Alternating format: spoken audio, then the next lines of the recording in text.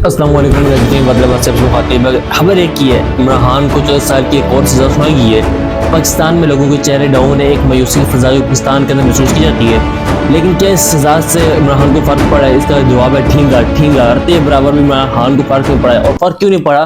क्योंकि वह इमरान खान है, इसलिए उससे फर्क नहीं पड़ा। नहीं तो अस्पताल के अंदर पड़ा होता, या फिर जिस तरीके से इज्जत और तकरीम के साथ, मोहब्बत के साथ, एक हीरोइज्म के साथ थाली में रख के इमरान खान सबको डील दी जा रही थी, यानी ये बाकी सारे डील भी लेते और उसके ऊपर जनाब जफ्फियों में डालते कि जनाब इस तरीके से डील नहीं है, तभी ये मौजूद जो हमारे साथ हो गया। लेकिन वो आज भी डील को जोड़ते की नोक के ऊपर रखता है।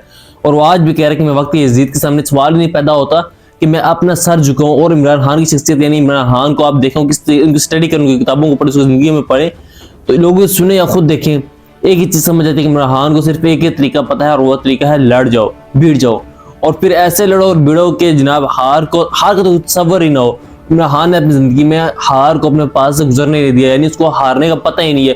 वो सिर्फ एक ही तरीका पता है कि लड़ जाओ, भीड़ जाओ, खत्म हो जाओ या फिर जीत जाओ।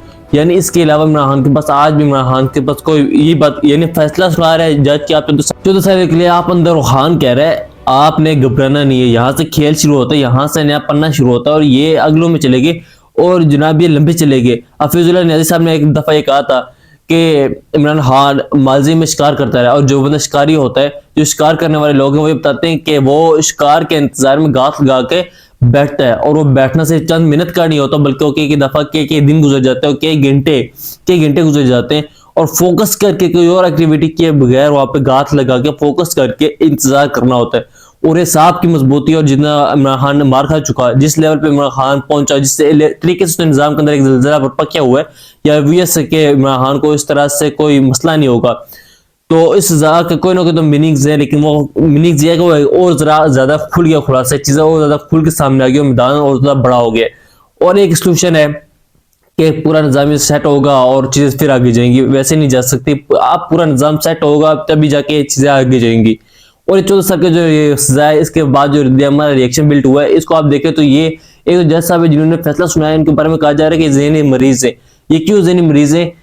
मैंने एक इंटरव्यू देखा हामिद मीर साहब का वॉइस ऑफ अमेरिका में, तो जज साहब ने तो इसे उधेड़ कर रख दिया है, लेकिन इसकी दजिया उधार दी। लेकिन अब मोहतरम जनाब सिद्दीक जान साहब ने इसको ब्लॉक किए। वो कहते हैं जज ये अनफिट था, ये सुप्रीम कोर्ट कह रही है कि वो अनफिट था। अगर जज ये अनफिट था, नासिर जवेद राना साहब, तो जज ने कोहली तो खेलनी नहीं थी, उसने कोई गोली डंडा या क्रिकेट तो खेलना ही नहीं थी। उसने अनफिट तो ये भी था कि उनकी बैक इंजरी होगी, फ्रंट इंजरी होगी, उसको मतलब ये है कि वो अनफिट यहीं से था। यानी इसका मतलब है यहाँ पे जज साहब थोड़ी सी कोई ना कोई मिसाइल थे जहां से जज साहब ज़हनी मरीज थे जिन्होंने इमरान खान को ये सजा दी है।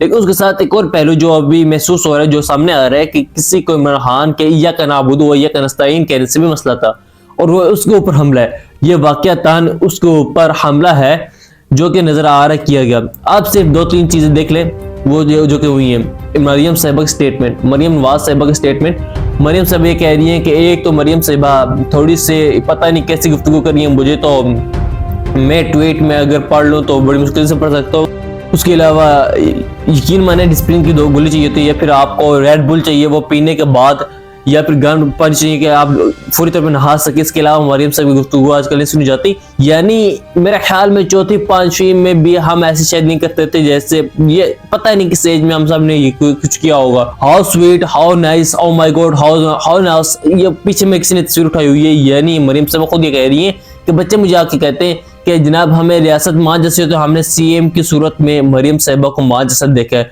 और फिर जिस तरीके से बच्चों को गले से लगाती है, ये देखें ये तरीका नामुनासिब है। आप लोगों के बच्चों को आप ऐसे नहीं साथ उनके चिपक सकते। ये आज साथ हम लोग क्यों नहीं समझ रहे? हमें ये बात क्यों नहीं समझ आ रही कि आप सारे आम सेंटर में खड़े होके लोगों के बच्चों को, बच्चियां हो जो भी हो, आप नहीं ऐसे कर पकड़ के जब जा सकते। ये नहीं हो सकता, ये कहीं पर भी नहीं होता। ये मेरे बच्चों को मैं किसी भी तौर पे ऐसे किसी को जफ्फी डालने नहीं दूंगा, चाहे वो खातून हो या मर्द हो या कोई भी हो। ऐसे नहीं होता किसी दुनिया के किसी माशरे के अंदर, किसी जगह पे भी ऐसे नहीं होता। लेकिन मरियम साहिबा वो जवान बच्चियां हैं, सारे आम, इधर भी कैमरा लगा हुआ, बैक फ्रंट से वो ऐसे करके उनको जफ्फी डाल रही हैं। अब